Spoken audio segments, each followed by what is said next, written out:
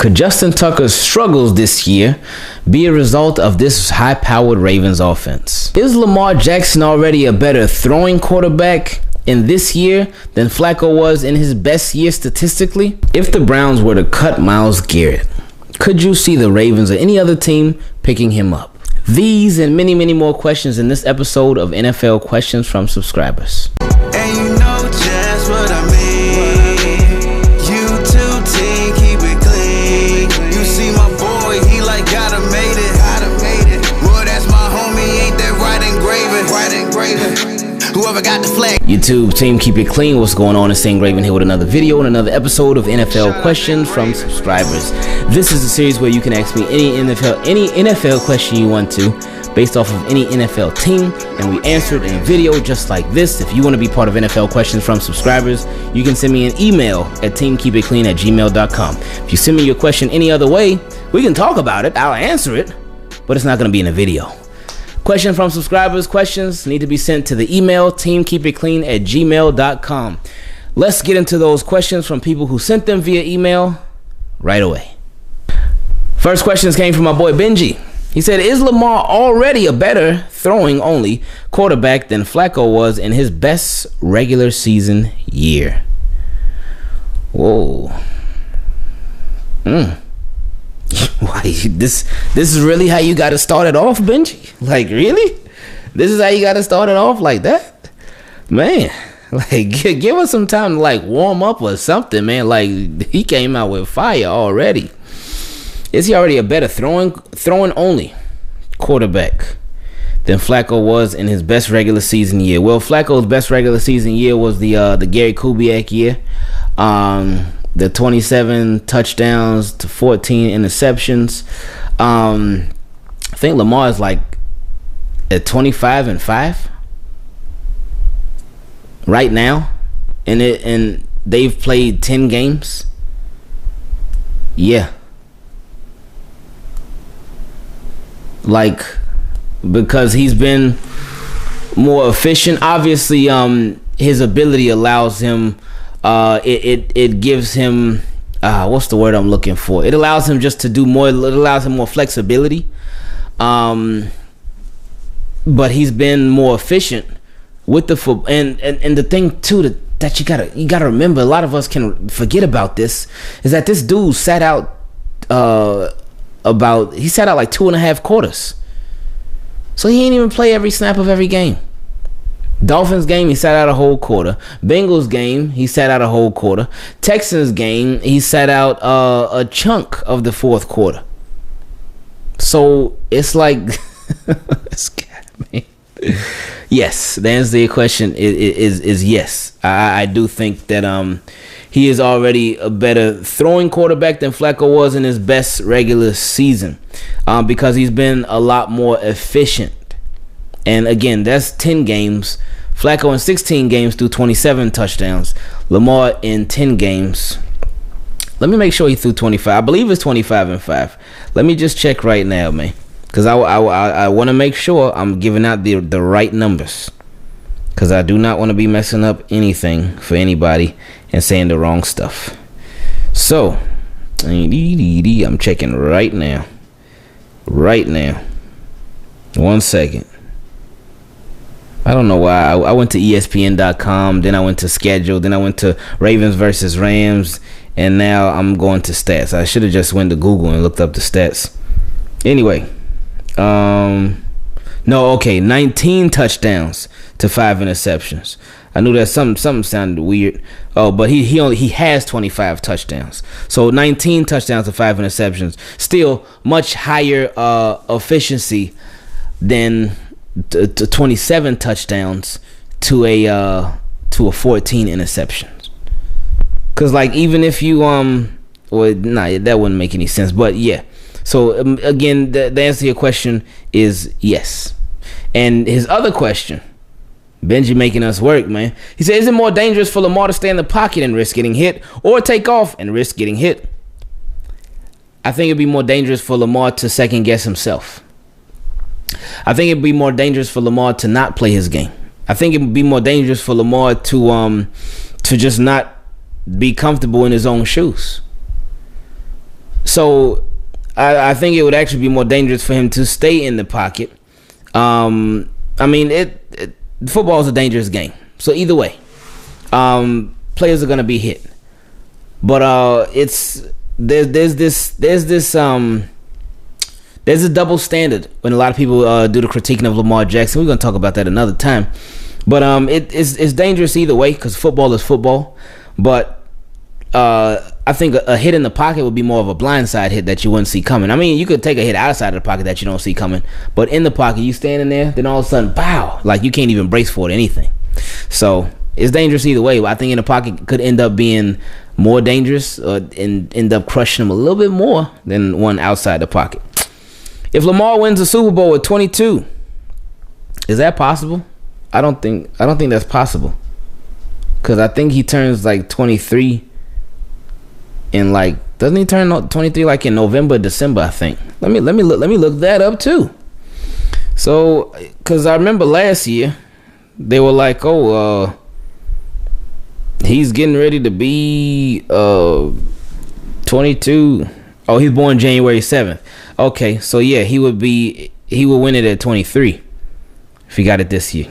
He said, if Lamar wins the Super Bowl at 22, do you think that record will ever be broken for youngest QB to win a Super Bowl? FYI, Joe Montana was 25, Tom Brady 24, Big Ben 23. Yeah, it could be by somebody that's a rookie, a backup. No, I mean, records are meant to be broken, and yeah, somebody would just have to come in and really just be on fire from the jump, like really from the jump, because Lamar like really, really young, because he would be winning it at 23. I'm pretty sure, because he's 22 or 21. He's 22, I believe. Yeah, he's 22. He was born January 7th, 1997. Yeah, that's 22. Eh? So yeah, he'd be 23. So he would be tied with Big Ben. And he said, "Can you teach being clutch and calm in critical situations, or is that something that you're born with?" Oh man, yeah. Wow. This should be its own episode of NFL questions from subscribers. These are tough. Can you teach being clutch and calm in critical situations, or is that something that you're born with? Wow. I think that's just something that some people have and some don't. It's not, you can try to teach it, but I don't think that's something that you can really teach, because different people, some people panic in different situations and whatnot. Some people get flustered more than others in different situations and whatnot. It could be the same exact situation, and two different people will handle it two completely different ways. But that's just people. People got different personalities. But that is a wow. That's a really really tough one.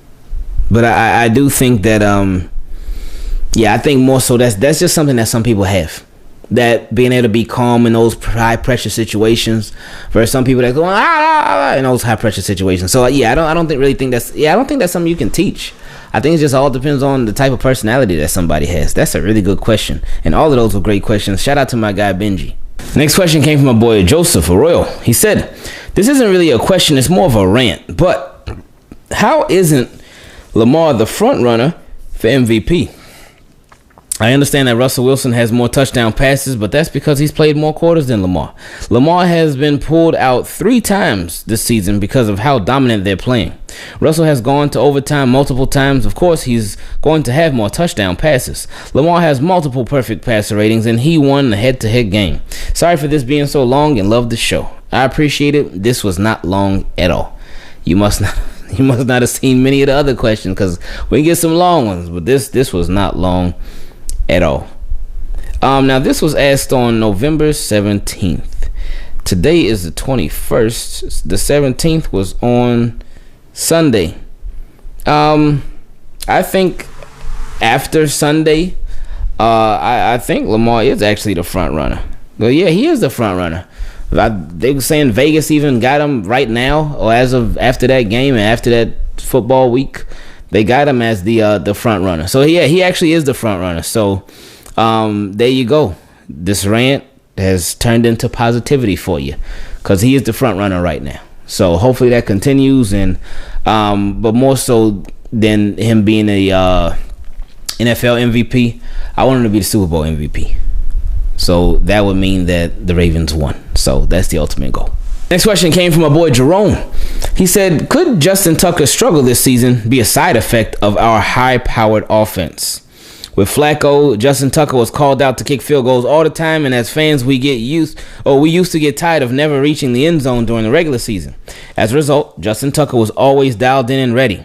Under Lamar, offense averaged 3.3 points per game, and JT rarely gets called out at the end of a drive. It's almost as if he expects the offense to score every possession and comes out rusty. What are your thoughts? As always, I love your channel and respect the thoroughness I see in your work. I appreciate that, Jerome. Thank you, man. Yeah, that's definitely I think that's definitely the case, because he doesn't get used, man. He doesn't get used not nearly as much as he used to. And this is something that I talked about before a few times, is that had Justin Tucker been on another team all them years, he would not be considered the best kicker in the league. He wouldn't. And he wouldn't have even gotten to, he would still be a good kicker, but he wouldn't be considered the guy, because he wouldn't have been relied on nearly as much as he had been for the Ravens. And now Justin Tucker is getting a break, and he's getting so much of a break that he ain't got to kick field goal after field goal after field goal after field goal after field goal. And as Ravens fans, like you said, we were so used to that. He was so used to that. And this new offense, well, it's cool. It's nice. We love it. But it's giving guys like Sam Cook a break. Guys like Justin Tucker a break. They're getting a big break, because the offense is like scoring a lot. And it's crazy. But we love it. We appreciate it, because we would rather have 6 than 3.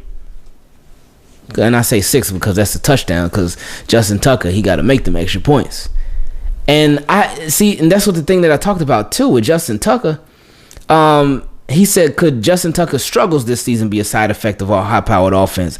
Again, we have very high standards for Justin Tucker. This guy missed his first field goal all season, and he missed an extra point a couple weeks ago of all season. And was it his second missed extra point? I think I don't know. Either way,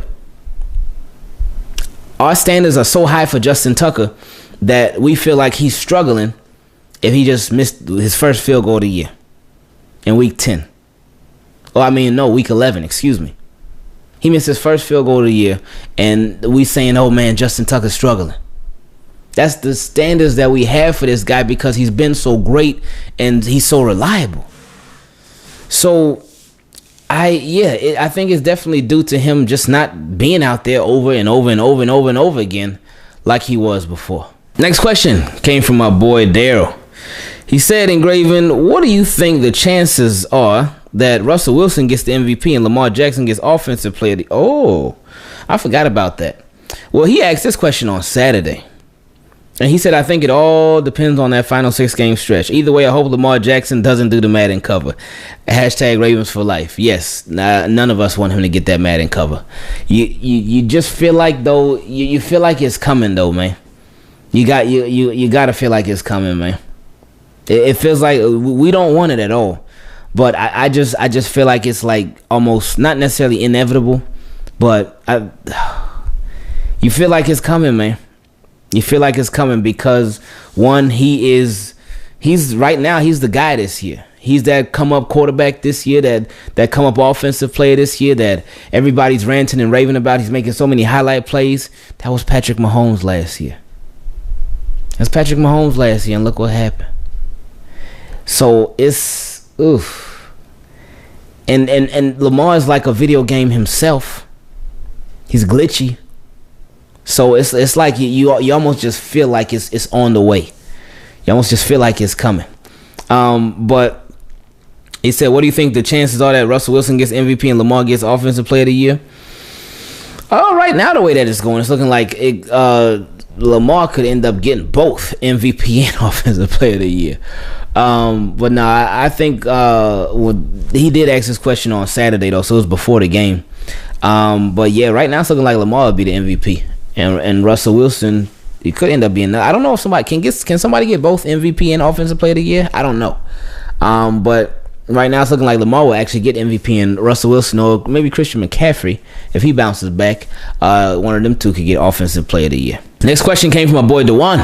He said, "Hey, Ingraven, I know the league has suspended the players on last night's debacle, so you can tell when he sent this question." He said, "My question is, do you see the teams also disciplining their players? The way I see it, the brawl wasn't just a black eye to the league, but also to both franchises." No, I don't think the teams will discipline their own guys. I really don't see that happening.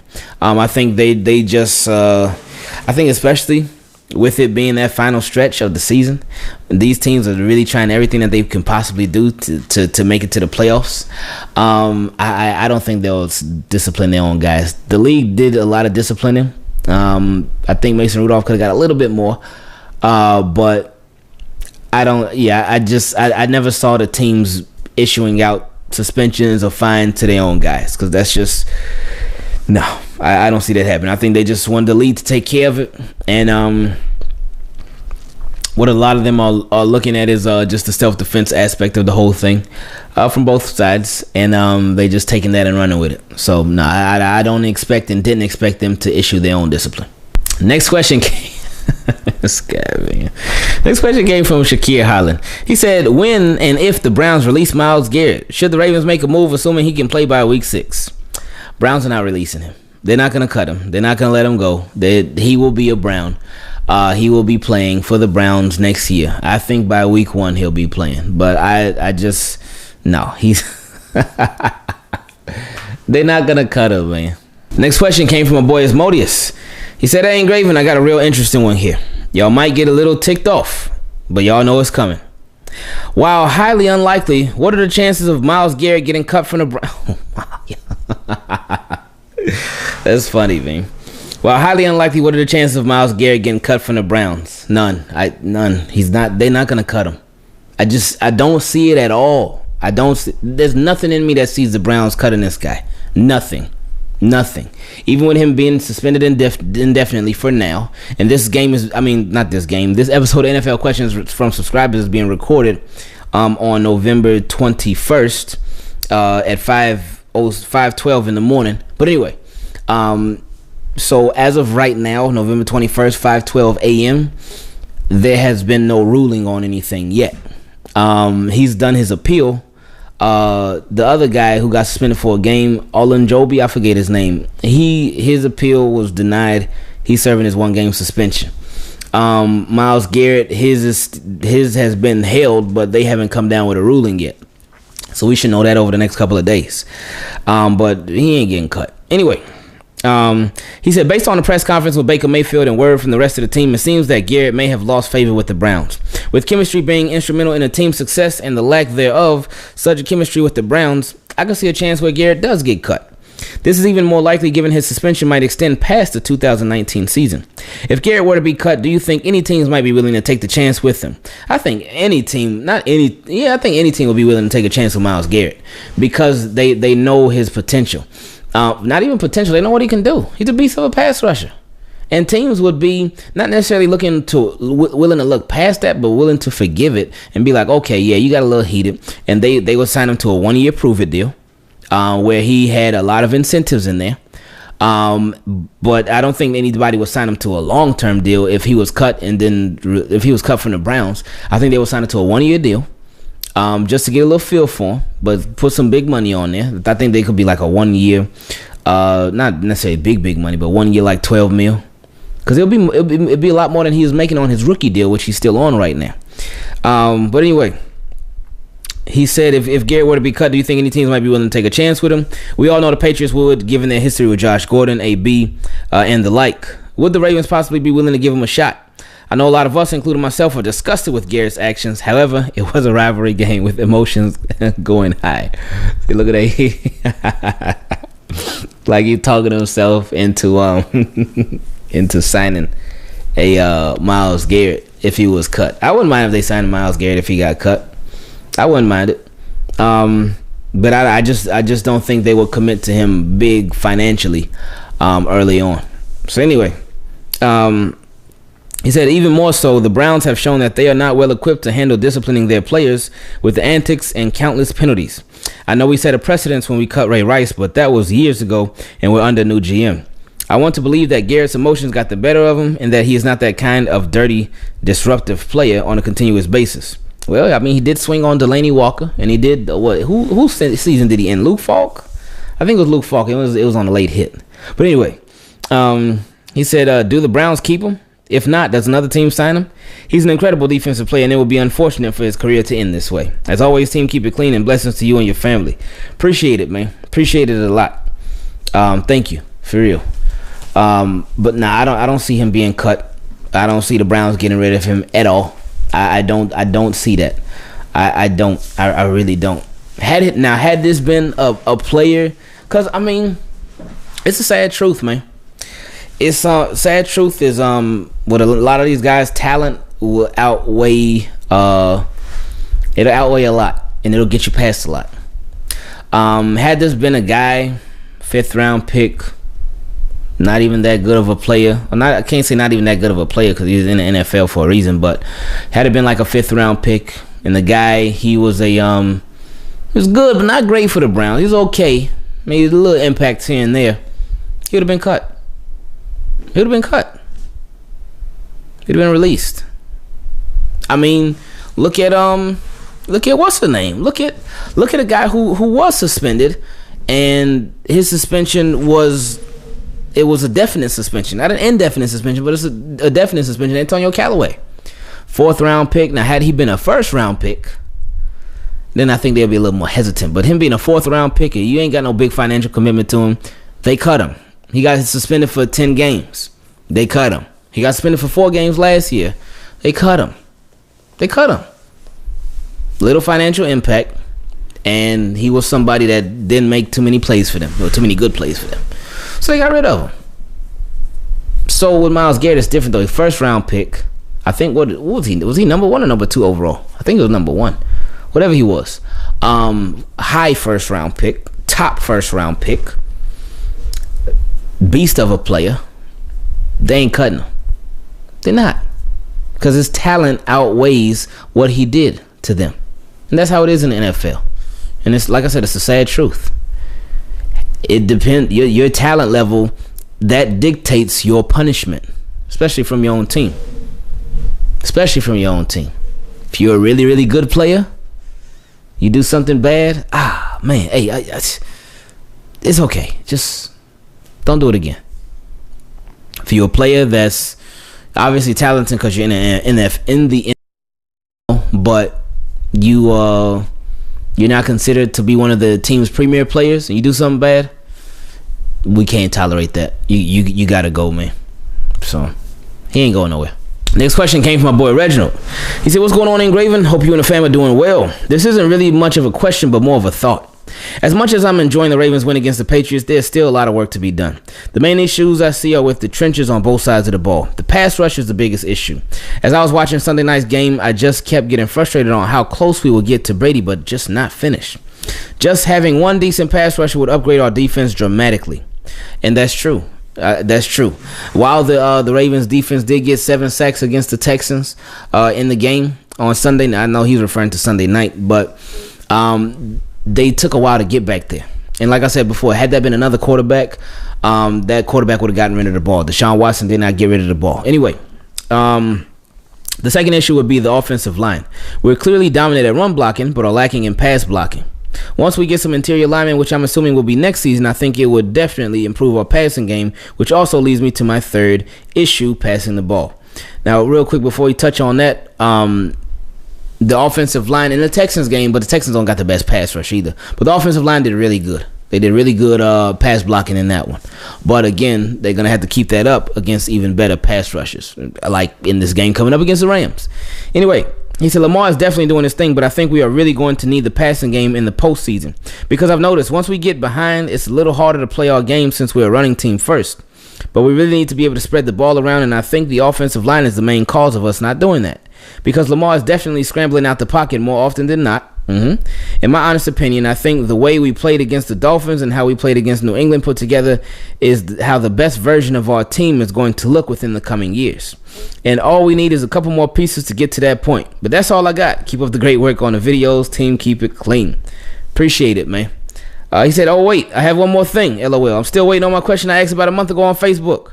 I took a 5-hour trip to I took a 5-hour trip to San Antonio over the weekend and listened to all the videos along the way that I missed and don't remember hearing it. I'm still being patient on it, but I just figured I'd give you a nudge. So yeah, we definitely answered that one. I'm 1,000% sure we answered that one, because I know he said the same thing before in another video. And yeah, we took care of it. Another question from my boy Reginald too.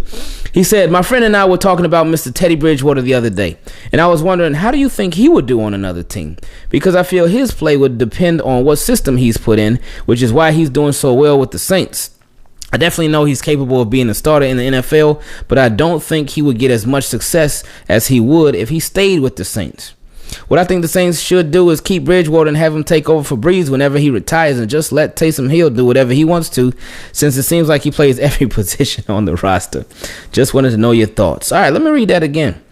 I feel like his play would depend on what system he's put in, which is why I think he's doing so well with the Saints. Oh, for Teddy Bridgewater to take over for Drew Brees once Drew Brees is out of there, ooh, that would be. I know he did well with them. I think he did a lot more managing though. He wasn't really he's not a Drew Brees, and of course they don't expect him to be a Drew Brees. But I think if they did, I think if Drew Brees were to retire, if they didn't re-sign him, then and they did let Teddy Bridgewater take over, I think they will put a lot more on his plate. I think in the games where Breeze was out, I think they just asked him to manage the game. Just hold it down. Don't do anything crazy. Just hold it down. Just chill. But wow. But if Drew Brees weren't to be the guy anymore and they had Teddy Bridgewater be the guy, I think they would just ask him to do it. They would ask him to do a lot more. But yeah, I mean, a lot depends on, for any quarterback, it depends on what system they go to. He in Minnesota, when he was with the Vikings, he wasn't passing for all these crazy amount of touchdowns, but he was efficient. He was very efficient. And I don't know if it was a case of them holding him back or whatnot. I'm not sure. But he was just very efficient. That's what he's been with the Saints too. I guess he's just an efficient type of quarterback, but at the same time, I think they were holding him back. I think they were just like, hey, just don't turn the ball over. Take what they're giving you. Don't do anything crazy. Just, we got you. The defense has been opportunistic, and you can make some plays as well, but just don't do anything too crazy. But with Teddy Bridgewater, it just all depends on what system he did end up going to. But yeah, that's, like I said, you can say that about any quarterback though. No matter where they ended up going, that it was the system where they ended up going that really changed their game. You see